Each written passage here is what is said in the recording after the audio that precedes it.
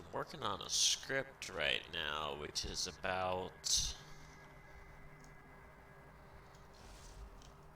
the game design side of my thinking, my educational thinking path or thread that I'm working through right now, or staircase that I'm assembling next step one at a time. Um,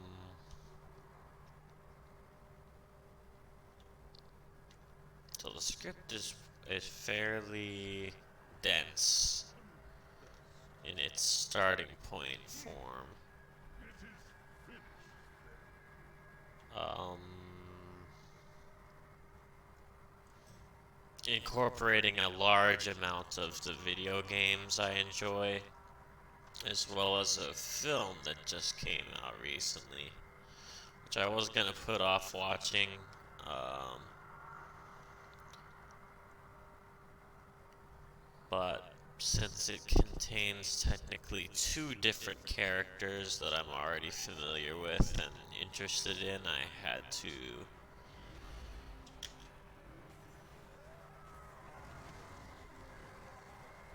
skip the waiting room and basically just check it out right away. Waiting room is just an arbitrary executive function mechanism I have, by which I procrastinate. I put things off. It's the art of procrastination, which I actually haven't adequately covered in my last script, so it's gonna kind of roll forward into this one. That's what I have ended up doing with scripts is cover them, create what I create with them, and then if there's something left over, I push it to the bottom of that script organizational note on the notepad and can pick it back up in like a separate add-on stream or like session, or I could kind of pin it to the top of the list by itself as leftovers or fragments that didn't fully develop in the script they originally popped up relevant to. Um,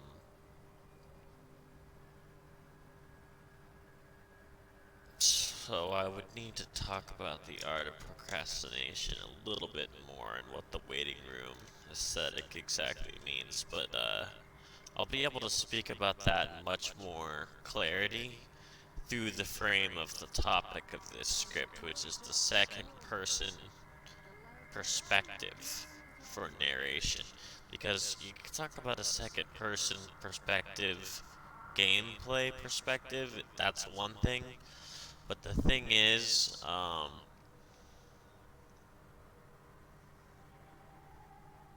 third person perspective doesn't apply strictly or solely to where you're looking from, like where your view comes from, because what it actually references narratively, like in the literary sense, what the second person perspective is, when you say the term third person perspective, we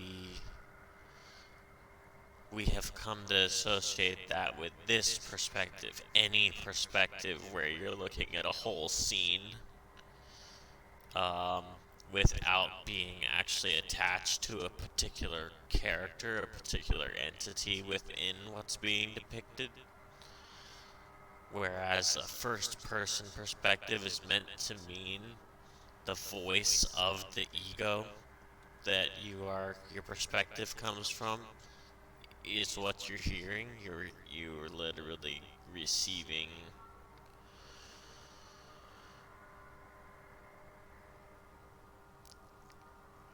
well, so first person is saying I'm going to go here. I'm going to do this. the first person perspective is saying I all the time. It's me. Third person perspective is saying this person over here, that person over there.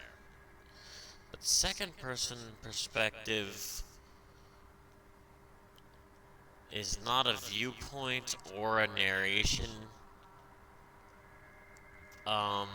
fixture point,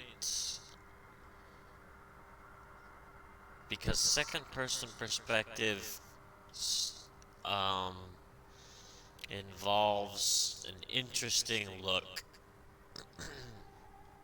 in which there is no you, there's no ego whatsoever. So a second person perspective is like a ghost mechanism where what you're doing, what the only thing you are doing, in other words, in the second person viewpoint and narration perspective point is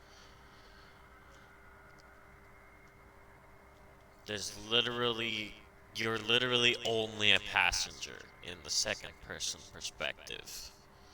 So you may behold interactions or experiences,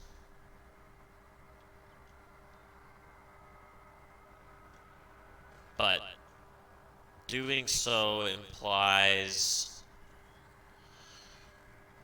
what's going on isn't you, it isn't yours, you don't belong to it, you are just there.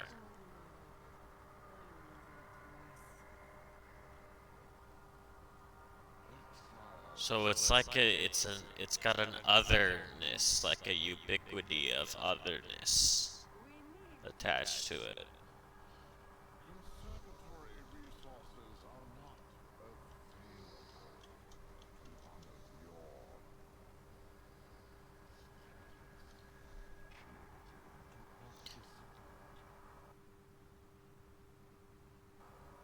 The reason why there's a conundrum in the second person perspective is the fact that it means something different than where you are when you are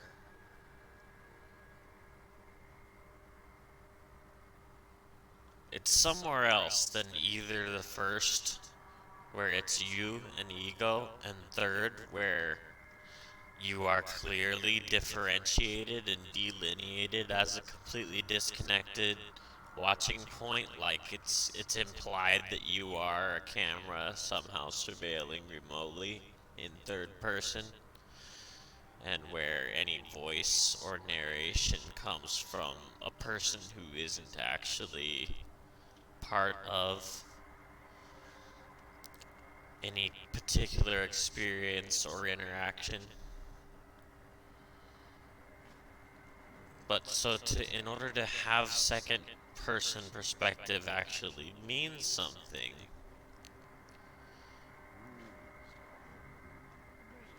which defines what is that space in between the first and the third person, places from which to have XP or interaction. There's a key way in which it differs, and to talk about the way it differs, we have to establish some framework, some math basically in the metaphysics about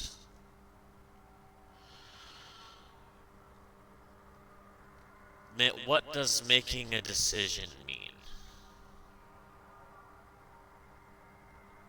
In the specific non-duality that's expressed is this intersection point between two key opposites, 2 points on the same polarity. First of which is you can't control happenings. What happening what becomes happening as a happening, you can't control it or cause it in any way.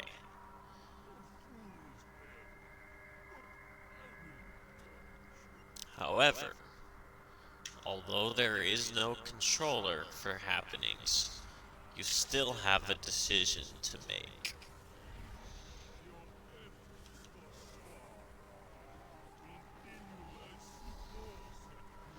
That's the other position on the other side of that polarity, is that you still have a decision to make. Second person perspective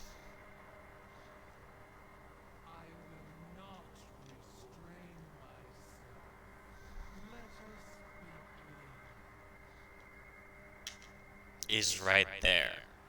It is the intersection point between there not being a controller whatsoever for happenings. In other words, when in the Stanley Parable you are in the ending where you can look at the behind the scenes things and you can walk through the museum.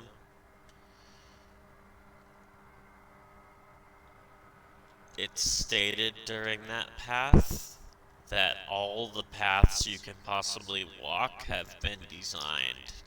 They exist according to, in other words, a vibration where you aren't modifying it. You aren't building it. You're not modifying it. You are traversing a vibrational wave that is there, regardless of you. No matter what you do, you are upon that wave, that vibration path. It's already there. You are just scrolling the needle like on the vinyl player. You are just scrolling the needle along the line that's there. That's why I also like the image of the Stanley Parable adventure line, because it's so referential to the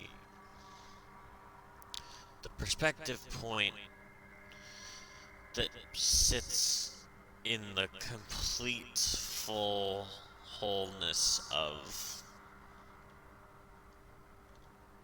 where there's some other perspective besides third person and you first person ego.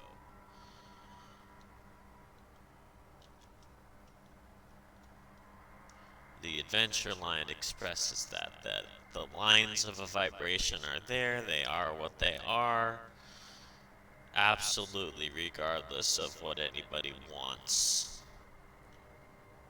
Or when you want to try and change something, there's no way to do that. It is already just as it is. As it is how it is. Can't do anything about it. Can't get rid of it. There's no controller. But yet, still, you have a decision to make.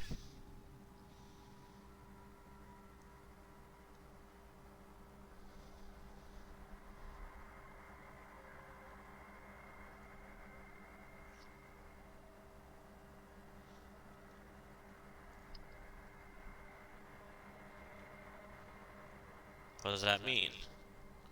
Well, the decision specifically is about selecting. It's about picking out in a creative fashion.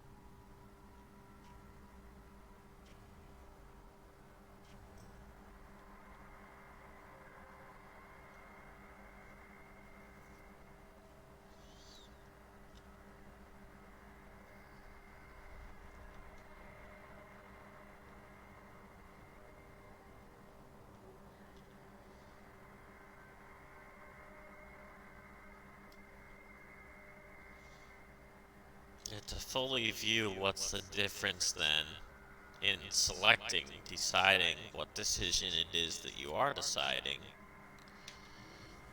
to make that out properly, to see it in a reality way, to, to truly perceive what it is to truly see.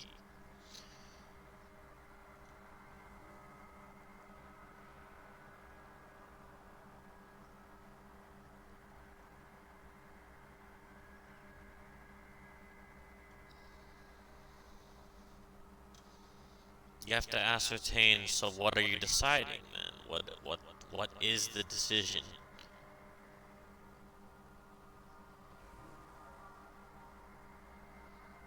That you are deciding then. Well, you're deciding which step to take. You're deciding whether to take a step or be standing without taking any steps. To be stepless or to be stepping. That's what you're deciding. The paths you are on were already made. They're already there. You can't change that because you are that. So you are merely traversing this surface, essentially, upon which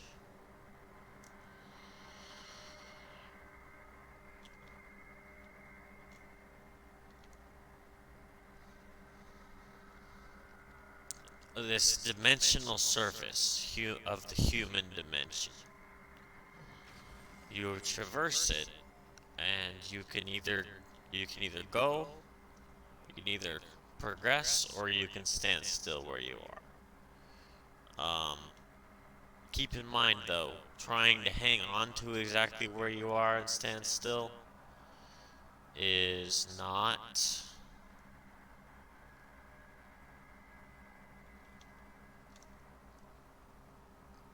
that doesn't really work either. You can't just stand completely still.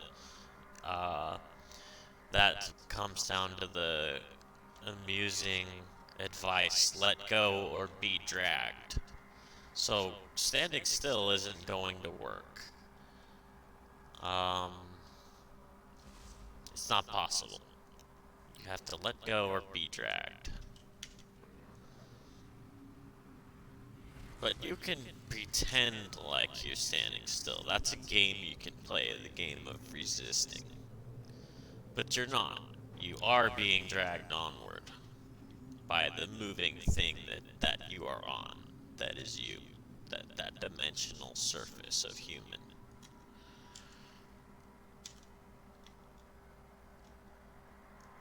So if you perceive that fully, get the entire meaning of that one, you see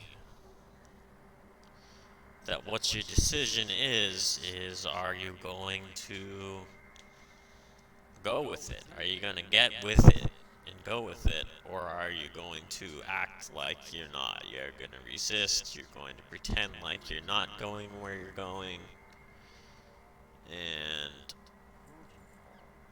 just essentially refuse the vibration that actually it is. That's just a drama. That's just a way of pretending something that isn't truly there.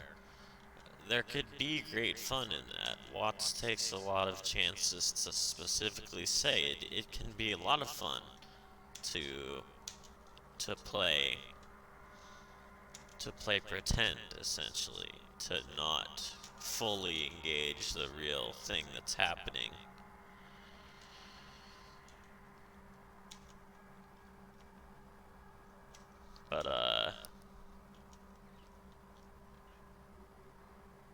But what he was saying is that the way that actually expresses the full resonance, the full sensation, thereby the full information of what it is to really see, what it is to get all the way with it,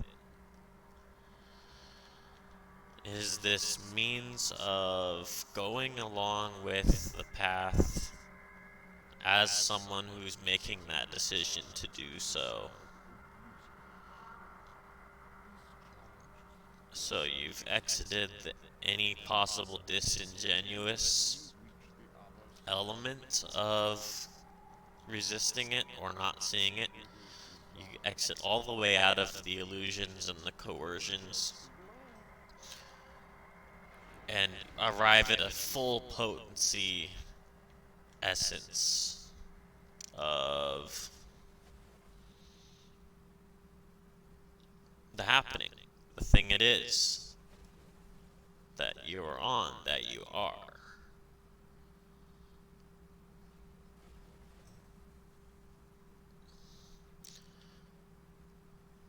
And Watts also argues that there's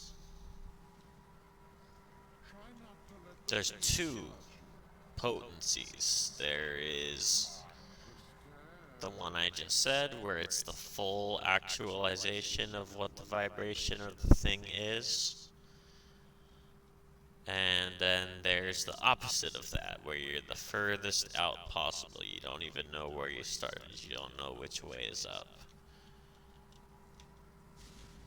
Both of these actually have a value, and the value is only described by understanding both points on the spectrum, the top edge and the zero.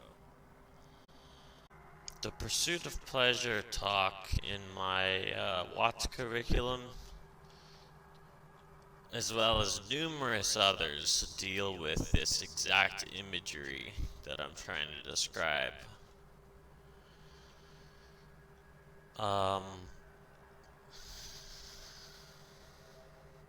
The second person perspective takes you to the border point of these two. So you can't have a picture if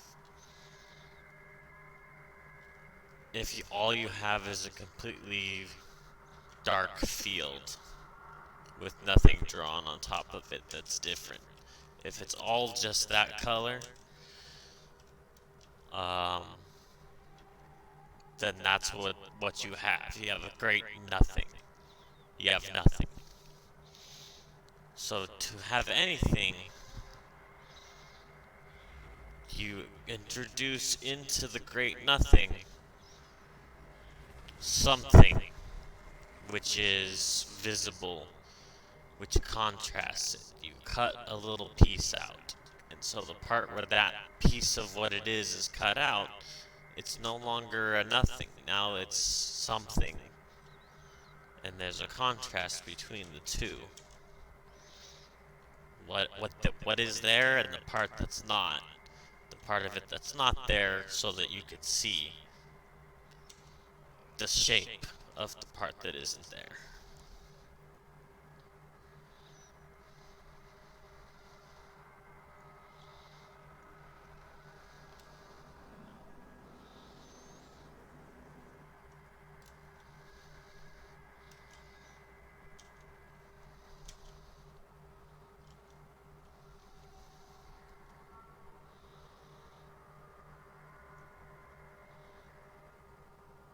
In the metaphysics of second person,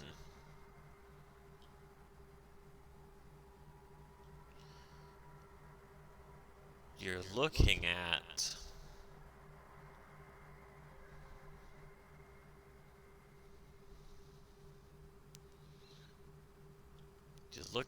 this more sharp, differentiated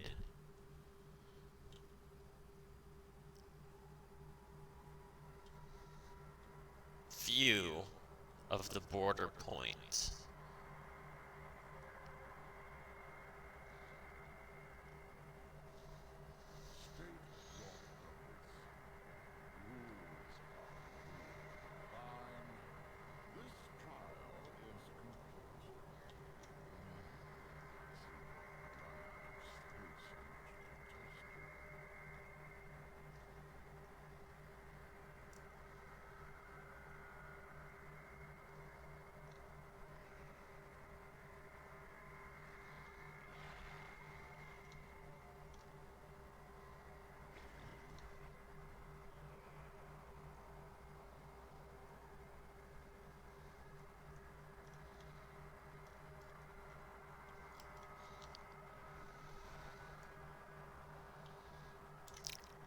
the energy meaning of being upon that intersection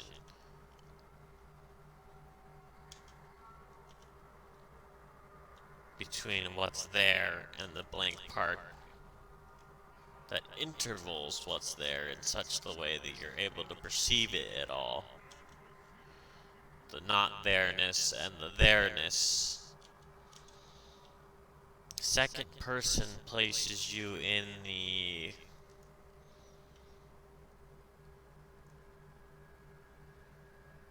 somehow in the center, in the exact midpoint of there-ness and not there-ness is where the second person perspective is. It's not either one, and it's not neither one. It's a non-dualistic narrative fixing point, which is neither a platform upon which to stand or a upper ceiling from which to hang. It's somehow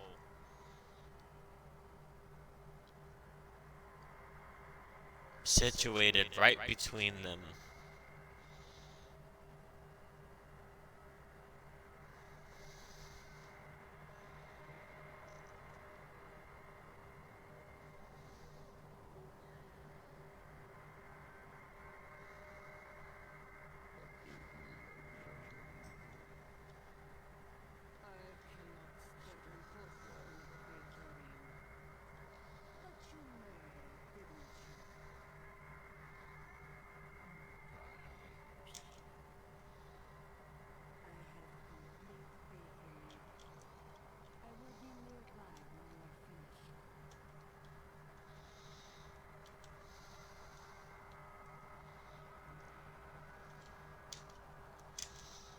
And the second person vantage point is narratively, it's liminal. Narratively, it's observing the very edge, the very limit of the experience from the point of where there is no time, where it's all just over already. It's all happened. The happenings are what they are. And when you use the word liminal, you're meaning at the. This is kind of where I started to describe this without making the whole connection. Um, After running through all the chapters of my previous seasons, developing the educational approach that I'm using now for monk education, I said it like this: at the edge of where you're conscious is a beautiful view from very, very high up and far.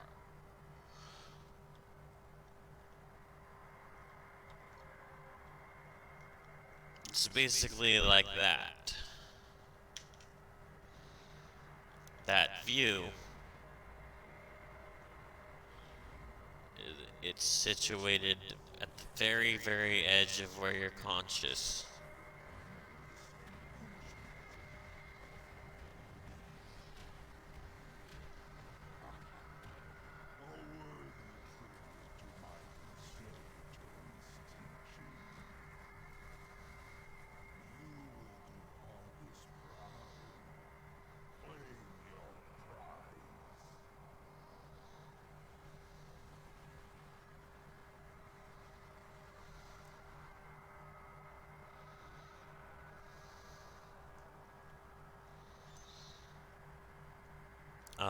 That insight is something I only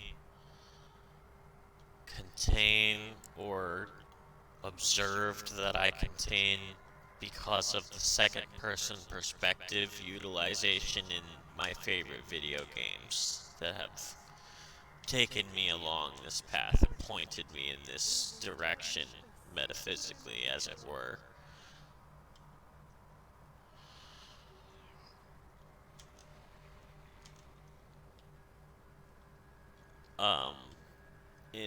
inevitable ecstasy talk, Watts says that universe means one turn, so you can only make one turn and look behind you, but you can't make another turn and look at yourself.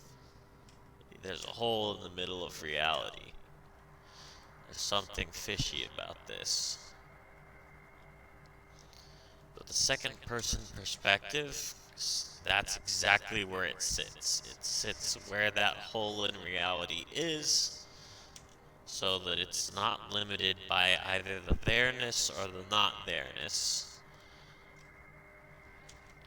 And essentially is the definition of what I meant when the title of the Zen paradox first emerged into my mind a little over a year ago at this point.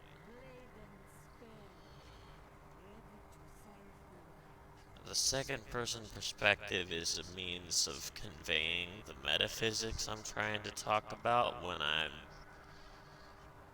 doing anything relevant to the Zen paradox, to the game mechanics, to the exact game design I'm trying to explore in order to continue designing this game. So I'm using this gameplay that I do with my meditation to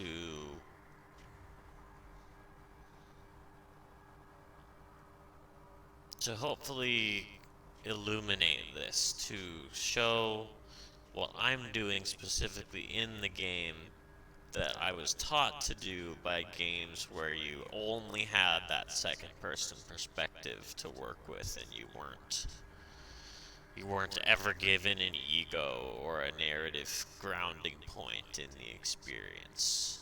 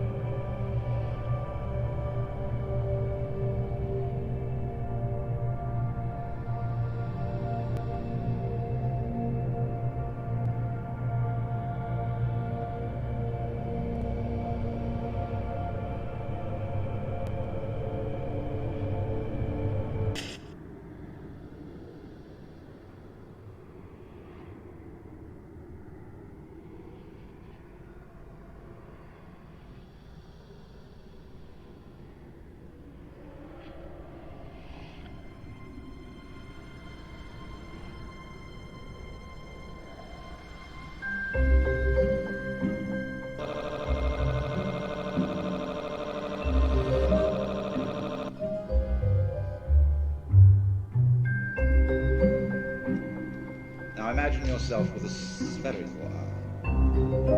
You see all around. Now what's in the middle? See? Even if I have all this behind me in view, suddenly I will find that there is something in the middle of it all. There's a hole in the middle of reality. Like now, there seems to be not so much a hole but a wall, but any animal which had eyes in the back of its head would have the sensation I'm describing. Now, you may say to me,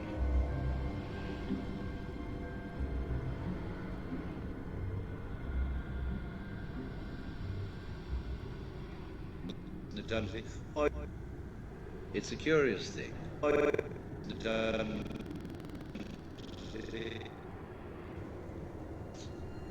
How can I face the fact of nothing, which is by definition not a fact? You see?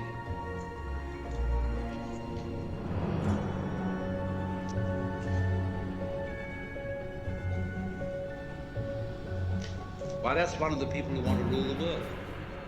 It's frightening about death. Death is real, see? I mean, don't indulge in wishful thinking. All you people who dream of an afterlife and heavens and gods and mystical experiences in eternity, or you don't face the facts. What facts? How can I face the fact of nothing, which is by definition not a fact? You see? All this is eternity, or from whichever way you look at it. So if you really go the whole way and see how you feel at the prospect of vanishing forever, of all your efforts and all your achievements and all your attainments turning into dust, nothingness, what is the feeling? What happens to you? It's a curious thing that in the world's poetry, this is a very common theme. The earthly hope men set their hearts upon turns ashes, or it prospers, and anon, like snow upon the desert's dusty face, lighting a little hour or two, is gone. All kinds of poetry emphasizes the theme of transience. And there's a kind of nostalgic beauty to it. A banquet hall deserted. After the revelry, all the guests have left, gone their ways. The table with overturned glasses, crumpled napkins, breadcrumbs, dirty knives and forks lies empty. And the laughter echoes only in one's mind.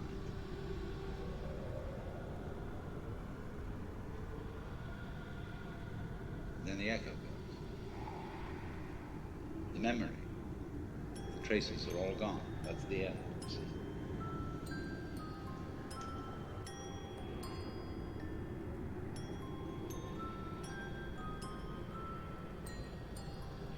Now imagine yourself with a spherical eye.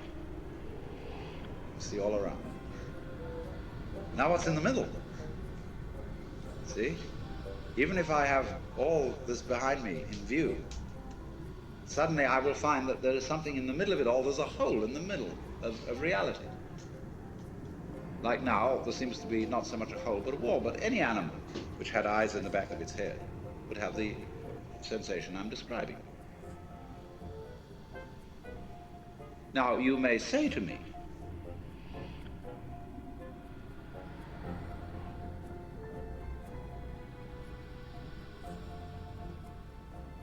eternity, it's a curious thing.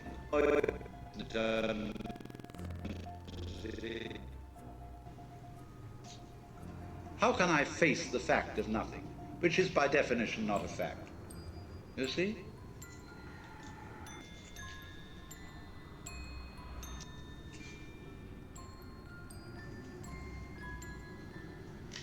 Why, that's one of the people who want to rule the world. It's frightening about death. Death is real, see? I mean, don't indulge in wishful thinking. All you people who dream of an afterlife and heavens and gods and mystical experiences in eternity, or you don't face the facts. What facts? How can I face the fact of nothing, which is by definition not a fact? You see? All this is eternity, or from whichever way you look at it.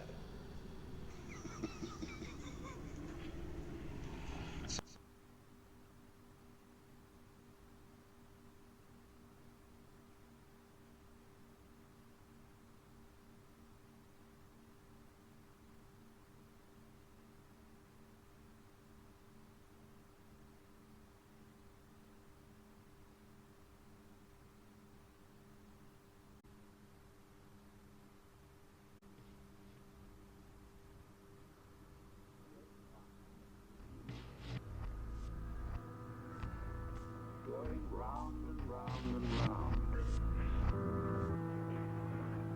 After a while, one's experience begins to have what I would call a haven't we been here before feeling. And then you begin wondering, where am I going? what do I want to happen? And, of course, as soon as you ask yourself that, you begin to fantasize. And so I soon found myself at a great push-button place, with buttons available for every conceivable thing I could wish. All possible pleasures are available. You know, you go going like that, and here is Cleopatra. You press this button, comes music. So I simply set myself to thinking through how far we could go.